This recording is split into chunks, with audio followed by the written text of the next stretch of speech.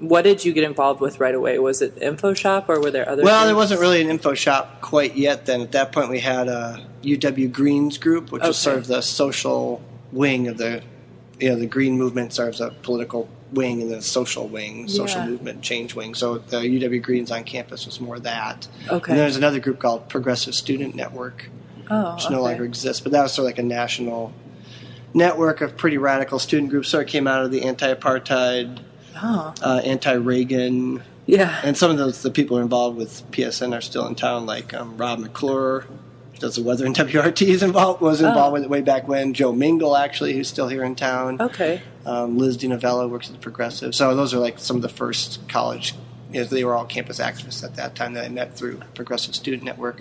And PSN was actually sharing an office with the UW Greens at that point in the basement of the press house.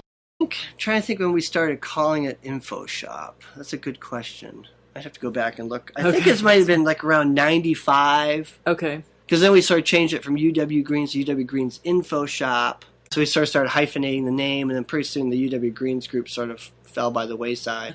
And we just made it Madison InfoShop because we wanted to be, we're not a sectarian type organization. So things, and that's when we sort of like came up with the first disorientation manual. Was actually a project of Progressive Student Network. So okay, was that in 91 or 92 or 93 if I remember right? Yeah, I'd have to look at it. But I was involved in doing the first disorientation manual, and that, as far as we know, that was like the first one in the U.S. So great. Then we brought that to like national conferences we were going to, and we eventually were attacked by the right wing on campus, and they managed to axe our money because of the disorientation manual. Other things they said was biased information. They didn't want their student fees going forward, and of course what they were doing was the same thing, but losing our status as that. So now whereas before we did have part-time paid people, now we don't have that. Now it's all volunteer.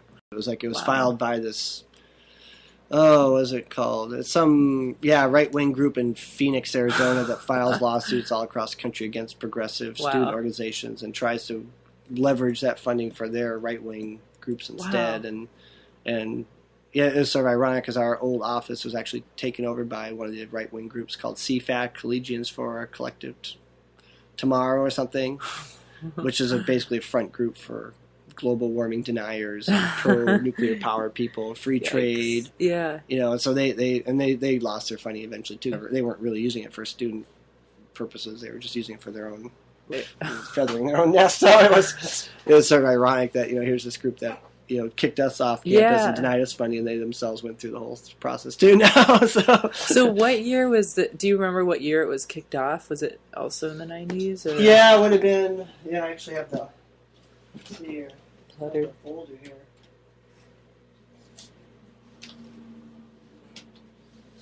I mean, we went through this whole very lengthy appeal process.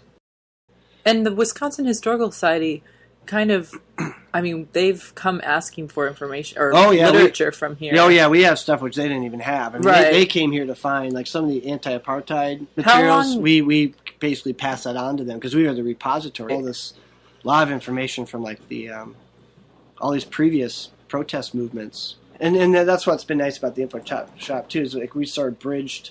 There's sort of this weird mythology, like, the 1960s, that was the end of protest or something. Like, no. There's like all this other stuff was happening all through. When I first came here, we had a huge ACT UP group, for instance. Like LGBT issues were huge back in the early 1990s. Came here and we used to have ACT UP meetings at the info shop, and that's where like all the radical, queer identity politics, whatever activists came out of that. So that was like there's been like a constant, just like made the issues ebb and flow a little bit, but InfoShop's been there through a lot of that. So like we sort of been accumulating all these interesting, the first ally caucuses came out of Progressive Student Network, and then like we replicated those materials. So the idea like there should be a people of color caucus and then a white allies caucus. That idea came out of organized in the early 1990s.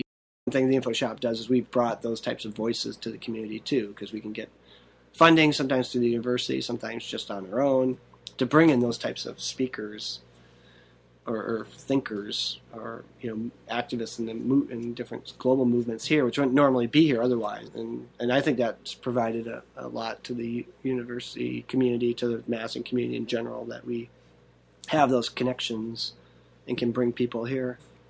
I mean, I think one example would be like Oscar Oliveira, who was like the leader of the Cochabamba water rebellion in Bolivia. Right after that happened, he came into the U.S. and we were the ones that invited him to come to Madison. And people at the time said, "Oh, whatever, water, who cares?" It's like it was totally dismissed. And like a year later, it became a huge issue. And like people were going, "My gosh, I remember I was at that talk with him when he came through Madison." Like snuck into the U.S. and it was like this whole big deal getting him around. And or like José Bové coming here, way back when, the French farmer who drove his tractor into the McDonald's. And when he first came here, like people said, "Oh, food sovereignty, whatever, big deal." Now it's like the cutting edge of the food justice movement, and the fact that we had him come here and helped bring him here and showed him around years ago now. We were like at the cutting edge. So you think about how new ideas get brought into communities and then sort of changed and that's that's part of what the InfoShop I think does too. I guess there's been times where like we really stuck our neck out, especially for other groups that were being attacked on campus and these backlash type things, where we were willing to really challenge the power. I mean, I guess I mean it wasn't like the InfoShop per se, but like groups we were working with, like the anti-sweatshop, the occupation of the chancellor's office was huge. When was that? That would have been 97, 98. Was it for sweatshops or was it for sweatshops? Okay. Yeah, we had 60 people arrested. It was the largest mass arrest in Wisconsin history ever at that time. Oh, okay. But we had so many people coming up there and just huge amounts of organizing around it, and just the community support was incredible. I mean, in a lot of ways it served as like a mini version of what happened at the Capitol. Pizzas were being delivered to support the protesters. All these people were pouring in with supplies, and eventually they arrested all these people, and we had to come up with like $30,000 on a Sunday to bail everybody out, which we managed to do because we had this network, of people who supported it. Wow. But yeah, I mean that was that was like we really put it in the face of the administration. We sort of ended up winning. I mean, they had to form this licensing committee, review committee. They had to impose standards. We had similar victories with some of the divestment campaign.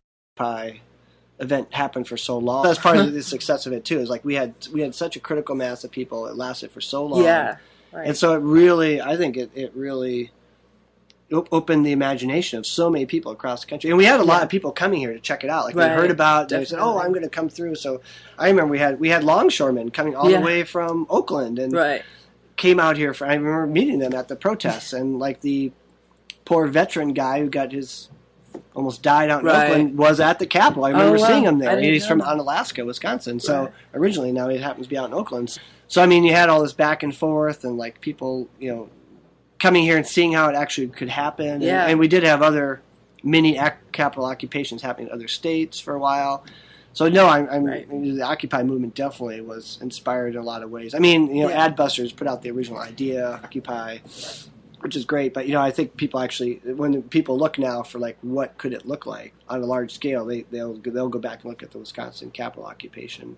It's really important to see that this is just one part of a much bigger movement. Yeah. And there's InfoShops all around the world, but they don't just exist in a vacuum. I mean, they're part of local struggles. They're obviously done by local people.